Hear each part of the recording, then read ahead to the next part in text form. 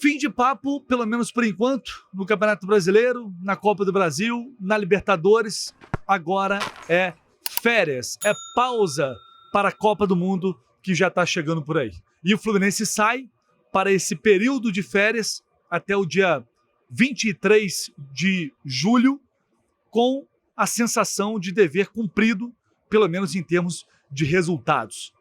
Hoje, aqui no Mineirão, conseguiu um ponto que o mantém na terceira posição do Campeonato Brasileiro, o que é, claro, uma posição excelente, é um campeonato regular, e conseguiu esse ponto diante de um adversário forte, diante de um adversário qualificado, que vem no momento de ascensão, de amadurecimento do trabalho do técnico Arthur Jorge. Todo mundo sabia que seria um jogo complicado em qualquer circunstância, e hoje o Fluminense também tinha um time desfalcado, um time um pouco diferente, mas foi valente aqui no Mineirão. E eu tento sempre ser muito coerente com aquilo que eu penso e com as cobranças que eu faço aqui também. Então, de cara, nessa análise pós-jogo aqui de Fluminense e Cruzeiro, eu queria destacar justamente isso. O Fluminense, ele veio aqui para o Mineirão, ele competiu, ele brigou, ele bateu de frente com os caras, conseguiu o empate, mas não jogou pelo empate. O Fluminense tinha uma estratégia muito evidente, muito clara, desde o primeiro tempo. Dar mais a bola para o Cruzeiro, deixar o Cruzeiro com mais posse, marcar em bloco médio-baixo, quando recuperar essa bola, tentar o contra-ataque e também as bolas longas, que poderiam ser uma arma. Inclusive, o gol do Fluminense sai justamente disso. E quando eu falo não jogou por empate, é porque o Fluminense fez o suficiente para sair daqui com uma vitória no Mineirão. Sim. Sim. Por quê? No primeiro tempo, foram duas oportunidades basicamente ali para cada lado. Né? Antes de fazer o gol, o Fluminense constrói duas chances, uma finalização com o Savarino, que obrigou o goleiro do Cruzeiro, o Otávio, a fazer uma boa defesa. E antes teve uma chance com o Serna também, um ataque construído pela esquerda com Martinelli e com Soteldo. O primeiro tempo de mais posse de bola para o Cruzeiro, mas sem nenhuma pressão maluca. O Cruzeiro também criou chances, teve uma oportunidade, jogada de bola aérea mais uma vez, mas a gente viu um sistema defensivo do Fluminense se comportar melhor hoje, passar um pouco mais de segurança. Tanto é que a porcaria do gol do Matheus Pereira, ele sai de uma jogada de falta, com o desvio do James. Mas foi um sistema defensivo um pouco mais seguro e mais bem protegido também. Porque, inclusive, me surpreendeu a atuação do Bernal aqui. Entrou bem, marcando, firme, lutando, brigando, mordendo em cima, fazendo o que tinha que fazer, protegendo bem os seus zagueiros. Atuação muito boa do Bernal, como já há um tempo a gente não via. E aí, cara, eu vou preferir falar das coisas boas aqui, tá? A diferença que faz o Martinelli nesse time. É impressionante. O jogador que esse cara é, e como ele volta, e você vê que parece que as coisas já começam a se ajustar. E por que eu tô falando isso? Eu tô falando isso porque o que eu vi hoje aqui no Mineirão não foi nada espetacular, mas foi uma atuação de um time que me fez voltar àquele Fluminense do Zubeldia, que vem construindo essa regularidade no Campeonato Brasileiro desde o ano passado. Um time equilibrado. Não foi um time de altos e baixos no jogo. O Fluminense esteve no jogo o tempo inteiro, se protegeu bem e quando tinha a chance tentava atacar, sem ter a sua força máxima em campo. Repito, não é ainda aquele Fluminense, mas hoje foi o que, na minha visão, se aproximou mais disso, levando em consideração a regularidade dentro do jogo. Não por acaso tem o retorno do Martinelli. É porque parece que ele faz a engrenagem funcionar, né? Ele é a peça fundamental de uma grande engrenagem que precisa, talvez, de uma ferramenta especial ali, precisa, sabe, de alguma coisa que faz a diferença dentro dessa engrenagem, esse cara, o Martinelli. E temos outras boas notícias também. Dentro desse elogio que eu estou falando, do comportamento do sistema defensivo do Fluminense, que não é fácil segurar esse ataque do Cruzeiro, que tem muita qualidade. né? Christian, Gerson, Matheus Pereira, todos grandes jogadores. Hoje não tinha o Caio Jorge. O Fluminense suportou bem e com um cara que eu não consigo entender o porquê ele não teve mais minutos até hoje, que é o Midjan. Diante de uma zaga tão problemática, hoje ele entra. Não foi uma atuação masterclass, nada disso. Mas uma atuação muito segura, impositiva, tirando várias bolas de cabeça, ganhando várias disputas no alto e pelo chão também, mostrando segurança.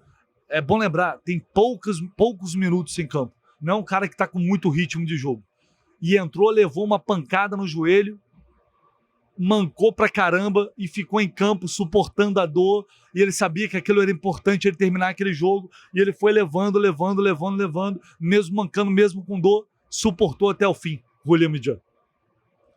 E teve também uma grande atuação aqui hoje no Mineirão. Uma atuação que mostra que, para mim, já é uma injustiça esse cara não ter mais minutos, de novo, diante de um sistema tão fraco, tão frágil como é essa zaga do Fluminense. Para mim não faz sentido.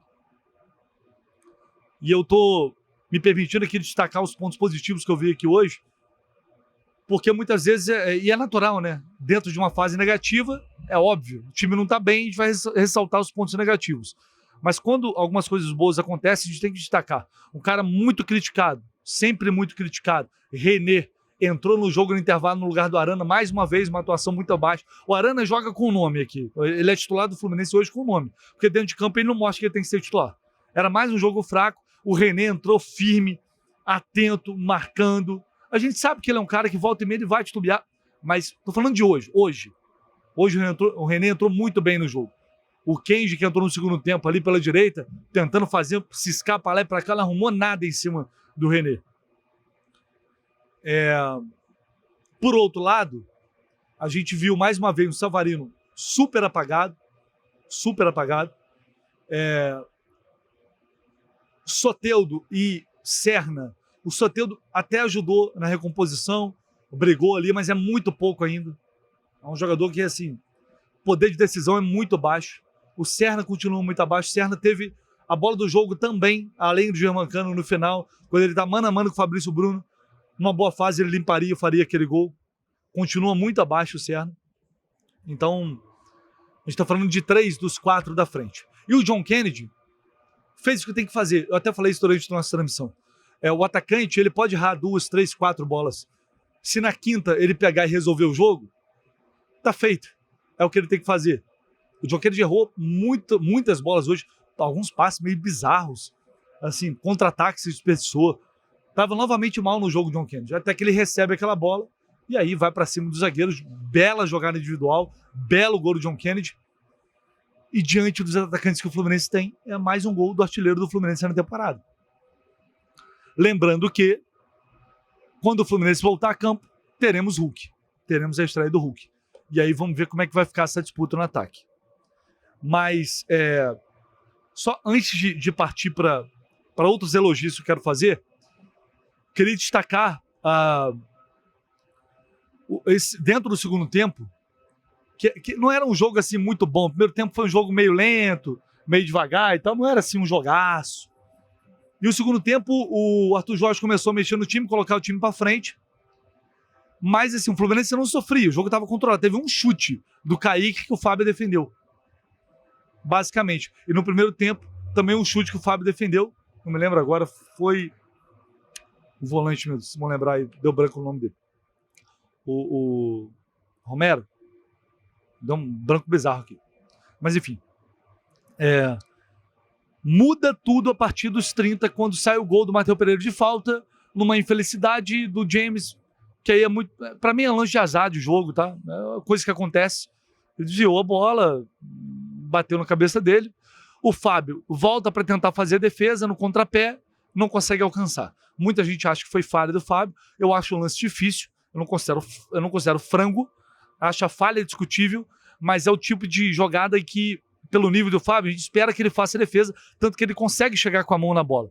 Mas talvez um pouco de tempo, talvez a posição da mão ali, enfim, era um lance complicado, era um lance difícil, e eu não vou culpar o Fábio, que já tinha feito grandes defesas no jogo, Não vou culpar o Fábio pelo resultado, mas, óbvio, ele tá ali num lance decisivo pro jogo. De novo, pelo nível dele, é uma bola defensável, mas não acho frango e nenhuma falha absurda que o Fábio cometeu. Essa é a minha visão, tá? Bom, depois do gol do Cruzeiro, cara, o jogo ficou totalmente aberto. E aí é que eu quero elogiar a postura do time e da comissão técnica hoje. Parecia que ia demorar a mexer de novo, mas começou a mexer. Foi tirando os jogadores que estavam cansados, o Bernal estava cansado, tinha que sair mesmo, o Soteldo tinha que sair mesmo.